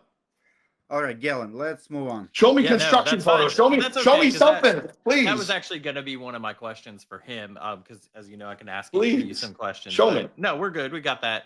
Let's move to round 8. Dmitry, your question. So one of your subs, I believe, your former employee Sam said that back in smoke restoration contracts. So 136 smoke restoration contracts were signed after Colorado fires, but testing was never done because hygienists weren't getting paid. Where did the money go? Where did what money go? From ass? I have no idea how they ran their business. I have no idea. I've already explained the smoker store thing to you. I explained to you that Dave Carlson came to my house, wanted me to do the late. Are you gonna interrupt me or let me answer the question? You're 1/3 of the business. No, I'm not 1/3 of the owner. I was not ever an owner of ass, not in any way, shape, or form. So where did the money go? I wasn't. I lost $250,000 out of my pocket. I got scammed. Okay. By me, who I lost money. Who scammed you? Ash Smoke and Soot, Dave Carlson, and those guys. I came in and I invested money, and I was trusting what they were saying, and everything they said ended up being bullshit. And that's the truth. They didn't have patents on the smoke maps. They didn't have any of that. All the stuff that they said they had, they didn't have. All the hygienists that they were going to cover the costs on, no, they didn't. They didn't do any of that. They hung out my salespeople and me and our company and our customers out to fucking dry. You want to do a story? Do it on those. Do it on that. You really want the level 5 boss? I'll help you. I'll help you. I'm talking to one right now. So no, you're not talking to one right now. They're so stupid, man. We will let audience decide if you're level 5 or not. This is not for me and you to decide. That's why we do it publicly, right? All right. Your question, Robert. Well, so I'm reading right here a message. Hey, bro. Sorry, I just saw your message. So basically, they were all hanging out when the storm. They even did a podcast at the call center doctors. Everybody was there. Cox, Dmitry, Hammer, Kimba, Jason, and there was the after party, which I didn't have full details on. There's people, you're saying you didn't hang out with them, but there's people that are eyewitnesses saying that that's not the case, man. I think there's hair on this dog, and I don't think you're being forthright and honest with everybody. Never went out with any one of them, never been at their events. Don't think ever talk to Kimba, never have a drink with them, like ever. Do you drink? Do you drink? Sometimes I'll drink wine with my wife, yes. Very rarely. Interesting. All right, well, that was my question. I just wanted you to comment on that. All right, next. All right, let me ask you guys a question before we move on to our last couple of rounds. There's the workman's comp too, by the way. You said I didn't have. Who do you think is more damaging to the roofing industry? crooked contractors or crooked marketers and influencers?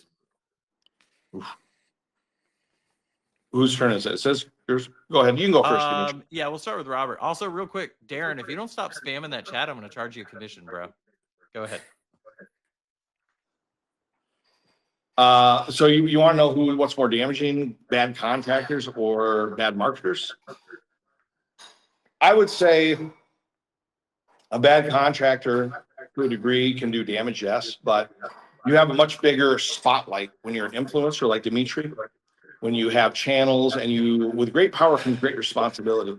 I've never been an influencer. I'm not the most handsome guy. I'm not the smartest guy. I'm none of those things. I don't say I am. I'm just a normal everyday guy, a roof salesman that tried to have a business and had some bad business partners. But I would say the influencers like Dmitry, those are the guys that hurt us because he's out there pushing these narratives and it's public and it makes the industry look like there's nothing but crooks and criminals and bad people in it. And that's not the case. Most of the contractors that are out there that are working and doing this, they're good people. They may screw up. They may leave debts and this and that and the other thing. But that is not the way this stuff works. And I don't believe that all these people are bad like Dmitry does. I think they're people that made mistakes and that's it. I would agree. I would agree that here's what I think. I think we need more influencers who will call out the bullshit so the contractors are afraid and not. Do you think we need more? You think we need more negative, right? Well, if you study my channel, like I've been doing it for 8 years, do you know how many success stories I shared? Guess the number. How many businesses I came to and shared, put on pedestal? Hey, this is Apple's Roofing. This is Lena Roofing, like success stories. How many? Yeah, you should stay with that. We should always push positive, not negative. Yeah, 250. Do you know how many crooks I expose? You are number 6. So there is what? There is. You are number 6. You're a crook number 6. So I have 250 success stories, and you're the crook number 6 with a huge track record. And that is so not true. There you have tried to do this with hundreds of people, including Josie Parks, but you took the shit down. You've tried to do this to a lot of good people, man. Don't say it's 6 and number Josie 1. Park, I ain't no crook, my man. There is no crooked in me. It's not. When this goes public, guess what? Contractors are afraid to commit fraud because they're afraid of media. You're afraid of this more than who wouldn't be afraid to commit fraud? Listen, and why are you saying I'm committing fraud? Because that's not true. But this bothers you more. This is why people need me. So case is closed. I answer my question. This is not why people need you. This is why you need to go away from this industry because if you look at your positive stories, get a few hundred views. A negative story gets you 30,000 views, which is why you run them. It's for your own popularity. You're not here for the industry. You're here for you. You guys each have 2 questions left. I'm going to ask my next one, though, since we kind of touched on it. Mm-hmm. We'll start with you, Dmitry, just because of what you do for a living. Where is that line between calling out bad behavior being good for the industry versus it going too far and becoming bullying, or do we care? Sure. The line is remorse, accountability, and repair. So if someone keeps doing it, right? Like if you see someone keep scamming, like I'll give you one example. Years ago, I called out guy Joshua Wexman. He told me he had 150 contractors. I asked him to give me 3 testimonials, and I would offer the same to Robert. He could not come up with a 3. I've got hundreds. His average ticket was a couple $1,000. So when a contractor, like I just called out Mary Jane, like no remorse, tons of bad behavior. And when you show no empathy to people who you're scamming, who you're victims, if you have an answer to everything, not my fault. Yeah, I was the owner. They kicked me out. When you're always a victim, that's where you need to get called out. If we see that this person is actually willing to work out, guess what? Before I call out Mary Jane, I said, Mary Jane, can we come up with a payment plan to the subs that you're paying? If she would say yes, the story would never air. Sure. So, well, who are you saying? Let me ask you a question. Who are you saying that I owe money to? I'd love to hear this because the marina, we took a loss on. So who are you saying that I personally owe money to? Dude, I just get like I'm trying, ABC trying to figure this Supply. out here because you're calling me scam and fraud and all this stuff, but you're not. ABC Supply, your business. Listen, in your case, it's But I'm not on the business. sales reps, employees, business. Every sales rep got partners. paid. Every sales rep got paid when I was there, at full commission, all of them. Now on Smokery Store, none of the deals got done, so there was no commission to pay. So So- that it's your save. But you're versus still their save. using big words, but you're not providing any proof to anybody. That's the problem. I am. I've explained what happened. I've explained that I don't have responsibility for some of it. Your employer Rhonda claims she did not get paid. Of course, you would. You want to bring Rhonda up into this? Would you want me to explain Rhonda's situation? I'll be happy to. Listen, She got paid. She's the one that went and scammed that lady of 50 grand and took a payment from Lance for 6 months on salary. Didn't do anything. Well, dude, you're bringing up stuff I haven't. I can rebuttal it, right? I can rebuttal it because you're wrong. Of course, because you liar and you sweet talker. No, you're a liar and you're subs. Listen, it's not true. It's not true. Small claims not true. It's not true. I just explained it all to you. Of course. I just explained it to you. Of course. So everybody's Dude, wrong. I have done. You have one sub. I've done 10,000 jobs with Connect. You got one sub. I've done 1,000 customers with leads. Where's your complaints with those guys? I had one company with service. I was with one company for 13 years. Where's your complaints when I was with one company for 13 years? None of your shit you're saying is making sense. You've never done anything wrong. Nobody ever said I was perfect. No, that's not true. About you. I am as average as anybody you're ever going to meet, and I screw stuff up. But it's not because I have a bad heart do I screw stuff up. If I screw something up, it's an honest mistake. It's not scamming or frauding or anything. And I'm the only person in that business that stood up. It's never you. Typical narcissism. You are the biggest narcissist I've ever met in my life. You're talking. You got Mike with you, and you're calling me a narcissist. Right, what is the definition of a narcissist? Tell me, what's your definition? Actually, it's your question, Dmitry. This is your second to last question. Second to last. Let's talk about all the homeowners. Like, for example, BBB complaints. Stormzy, actually, question it. Multiple homeowners say that liens were filed on their homeowner's house because Stormzy didn't pay subs even after being paid in full. What was happening with the funds during that time? What was happening with I don't know what you mean. With the funds. So Stormzy got we did hundreds of roofs. What are you talking about? Which who?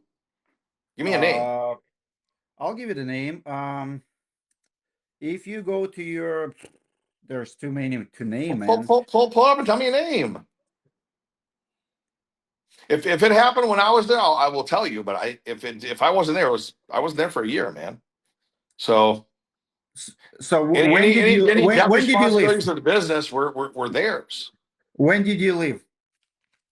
So I don't remember the exact date. It was the middle of 2024, I do believe, or maybe it was the beginning. No, excuse me. All right. So I don't want to misquote you. BBB has tons of complaints from homeowners about liens on their properties from 2023. If you left in 2024, I didn't say that was accurate. Hold on, I didn't say it was accurate. I said I don't know. It could have been the beginning of 2023 or the middle of 2023. I'd have to look at my exact time. This is right after the marina. Right after the marina build is when I got removed. Right there. That's what happened. So whatever date that was is when I was out. Okay. Right after the not your fault. Dmitry, if it's not my fault, then it's not my fucking fault, right? It's not. Your problem is you're pointing fingers. Does the business have debts? Yes. Did a business fail? Yes, a businesses fail sometimes, Dmitry. Business fails. Businesses fail. Businesses fail. Let me ask everybody out there a question. By raising your digital hands, have you ever tried and failed before? Everybody out there, have you ever tried? Have you ever tried again and failed again? That's life, Dmitry. And I don't know how things are in the Eastern Bloc where you're from, but in America, we try. And we try businesses and we try to make things happen and we try to grow businesses. Sometimes we fail, brother. We fail. It's not because anybody was scamming or frauding. I made the least amount of money at anybody at that company. It's not about scamming or frauding, and every penny's accounted for. Nobody took money and ran off to Vietnam. Every penny's accounted for at that company. If anything, I lost 3 vehicles. I got screwed up. Honestly, I regret doing it because you deserve freaking full documentary with all of this, so you cannot spin this shit. But even Hey, I would welcome a full documentary. We can do that. It speaks volumes. I'm willing to get into the weeds on it. We can do. Hey, how about this? How about this? We hire a third-party firm. They will investigate all of your business dealings. They'll actually investigate all of mine. We'll get all the facts. We'll let them do a third-party investigation into both of us, right? No, listen, and into both of us. We'll come back and we'll do a podcast with the real facts. Are you game? Sounds expensive. I'll pay for it. I'll pay for it. I know you have financial problems, and you could have called me for money if you needed money. You're a liar. I don't do business with liars. I'm sorry. You're not my cup of tea. This isn't business. This is an investigative committee. I think that was a no. All right, let's wrap it up. He's a diarrhea mouth. This is all he is all the time, man. This is Dmitry right here. My last question. No, second to last question for Robert. Second to last. Okay, go ahead. It's yours. Robert, you get to ask. It's your I can go. Yeah. Hold on one second. Let me see all my paperwork's in my office. I gotta run back to my charger. Hello, puppies. All right, so second to last. I have one more question after this, correct? Yeah, correct. One more question. All right, awesome. Let me get on this stuff. So you have called me the worst person ever in the industry. Correct. You blocked me. Today I just confirmed it. You blocked me. No, it didn't. Just because you say it doesn't make it true, Dmitry. Guys, just because you say it, because it. your character and your ability, you're in question right now. Hey, we have audience to decide. I don't have to even say it. You are the worst person in the industry. Let's get the question out. Let him get his question out, Dmitry. So you call me a con artist the rest of my business career. You said you weren't my ex-wife. You said something about Lee Height and his lawyer. Oh, yeah, you said to challenge you with your lawyer. That's what you say. And by the sounds of it, you don't have enough money to pay for a lawyer. You called me the biggest joke in the industry. You call me a level 5 con artist. My business model is broken for Crew Connect, which is still in existence today. I'm doing just fine.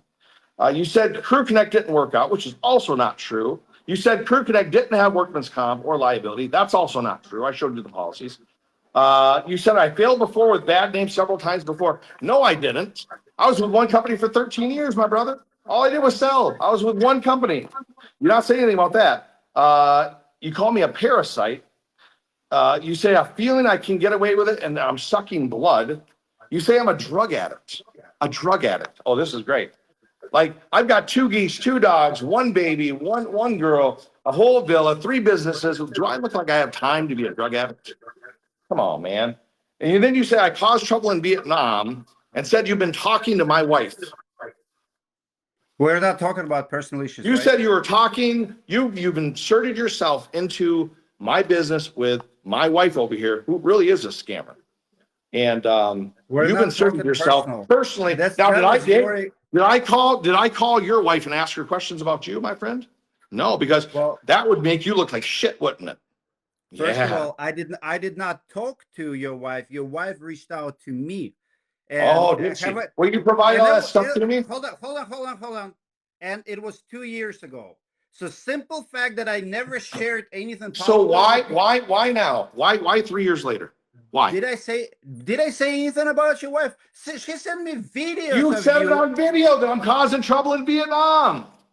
Yeah. Are you crazy? You are causing trouble in it, but how am I causing trouble in Vietnam? Please tell me. I would love to hear this. How am I doing that? Yeah. I'm very respected over here by a lot of people. So tell me how I'm causing trouble in Vietnam. Go ahead. This comes out. Please, no, hold on. Don't let him out of this. Tell me how I'm causing. This is my question. This is my question. It is, Robert. I'm going to let you ask the question. I'm going to let him answer. Okay. As long as you tell me how I'm causing trouble in Vietnam. That's a violation of the agreement y'all reached. But Robert, you can waive it. No, I'm not waiving. Well, I'm asking him. He's saying that I'm causing trouble. I'm not willing to share what your wife shared. Well, your wife shared stuff with me that made me comment you're causing problems in Vietnam, and I'm not going to comment on it. If you want, I'll share what your wife sent me, and it's not pretty. But I know exactly what. Hey, listen, I know exactly what she sent you, And So- you so know if that I've actually But listen, been. you asked me why I said it. That's why I said it. You're causing problems in Vietnam. We're not talking about it. So But did but I that answer your question? I did. you see, you're crossing lines. You sat down and talked to my wife years ago, and now She you're sent talking me. something about that now. Well, when the woman sends you 500 messages and videos, it's not polite at least to reply and ask a question or Of whatever. course, you know, and you know who else she sent those to? She sent those to 500 other people. She sent them all And over the internet, listen, and it's did I all do did BS. I do anything with that information? And Why you you also turn know that against what she me? did is illegal in Vietnam. They'll put her in jail. You can't do that stuff in Listen, Vietnam. but They'll did put her I in do jail. anything? Did I do anything with that information? So You give the just credit did. where it, You went online and you said that I've had causing problems in Vietnam, that you've been talking to my wife. Yes, you used that information. Of course you did, because you're a piece of crap. You're a bottom feeder, brother. okay. Next question. It's your Yeah, I question. think it's your question. It's the last question. All right, I'm gonna ask because I suspect this is just all gonna fall apart. I have a couple of questions for y'all. I think I know the answer to this one, but I figured it's at least worth a shot. If you guys were alone in a room, no one could hear you, is there anything either one of you would apologize to the other for? And if so, what? Can you repeat it? Yep. If you guys were alone in a room, no one could Yep. hear you. Is there anything you would apologize to the other one for? And if so, what? No, I don't think so. I think I don't think course it's gonna not. end well. Yeah, I'm not Um, suggesting you two get in a room alone. Don't worry. No. No, look, listen, man. I'm not. I don't do that type of stuff. I don't get into rings. I don't get into boxing matches. I have. No, we're not self-respect and talking dignity. about that. We're asking if either one of you He, thinks he wants privately to you run took a it too clown far. show and have boxing I would matches. not apologize. That's my answer. What's your answer? And you know, neither of you guys can fight anyways. It was like watching two handicapped people pawning each other. It's ridiculous. So, would I apologize to Dmitry for anything?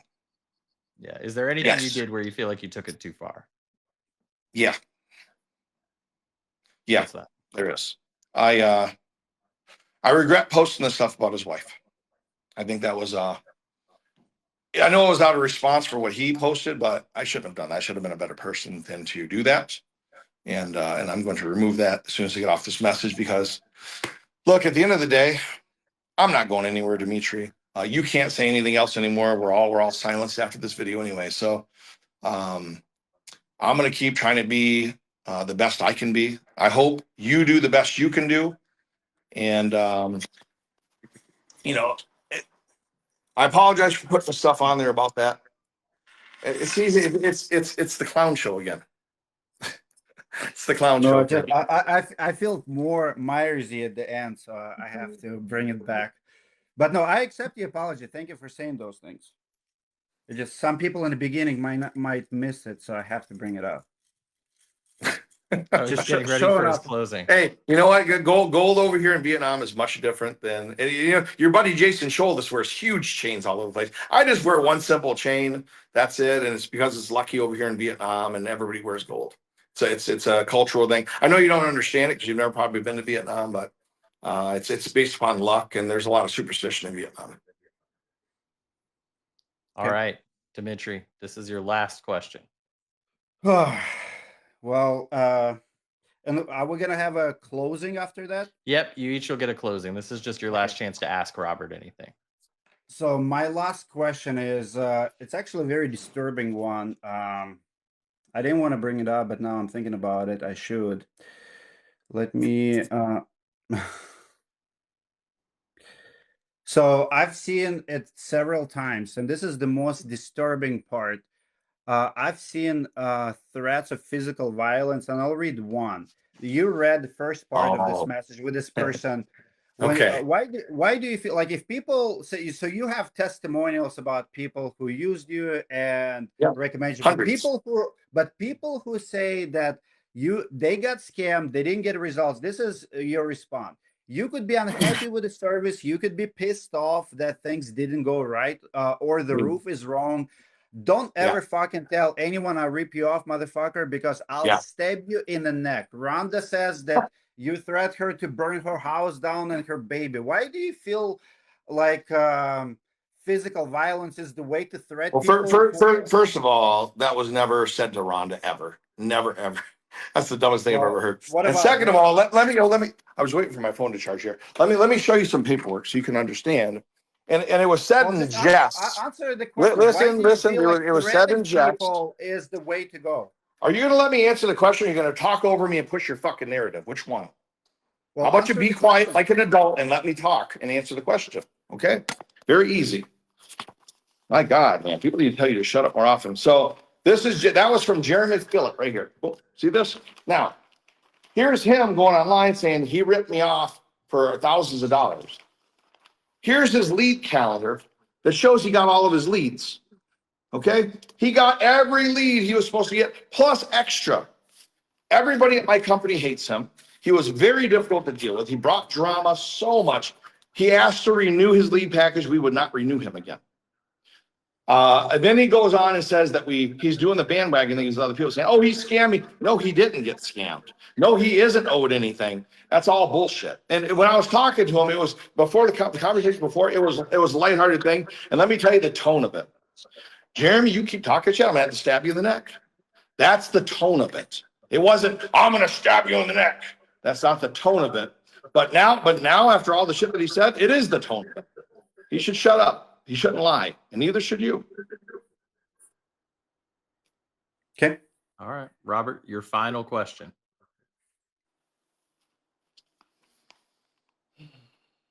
Are you done?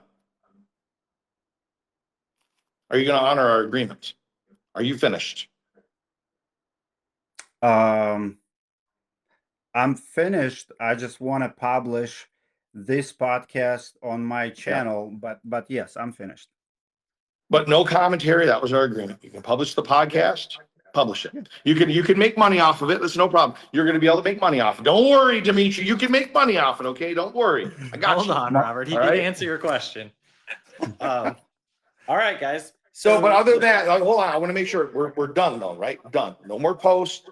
No more nothing. I don't mention your name. You don't mention I'm not going to have a Lee Height saga with you, dude. I'm mature. I don't want nothing to do with that. I answered all your questions. I put my side of the story out there, and that's that. So, and the truth is always going to be, the truth. The story's never going to change for 50 years because that's what happened. Mm-hmm. No, and we did, for everyone's reference, so everyone knows at home, we agreed to give both of them a complete unedited copy of the podcast.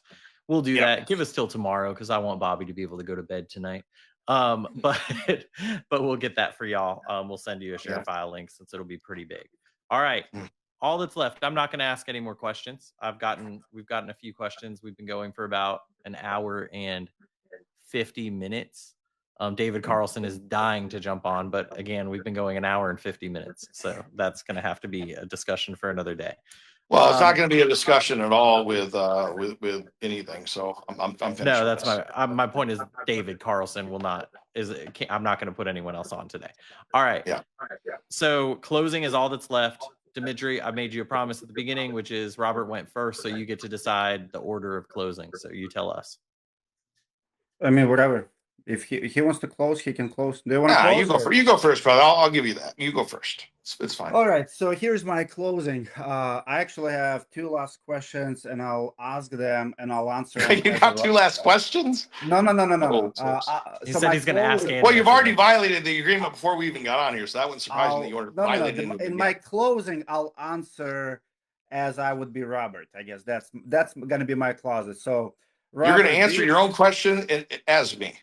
That's my yes. I'm a Robert right now. I'm playing the character. This is my closing. Okay, I'm an actor. Can we please finish it off on a good note? No, because you're a bad actor. Oh my God. Dmitry, what's your last question? So, Robert, do you accept personal responsibility and not just corporate for what happened under your leadership? If you have the chance to face your former employees and homeowners today, what would you say to them?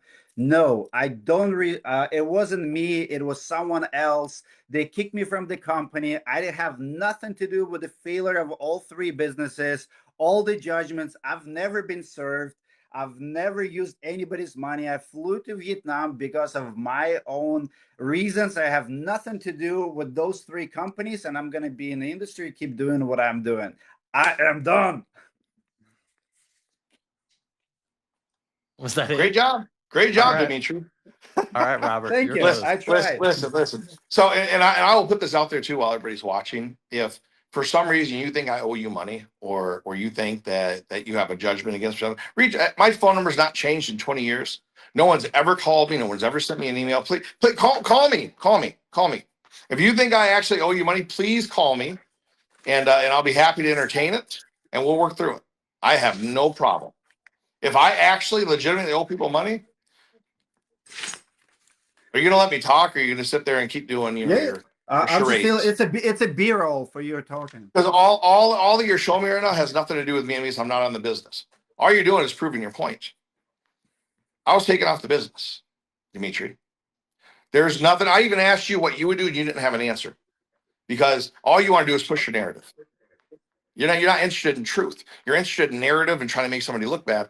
The thing is, I don't care what you say or how you try to make me look bad, because it's not going to make any difference in my future. None, zero. Dmitry will make no difference in my future whatsoever.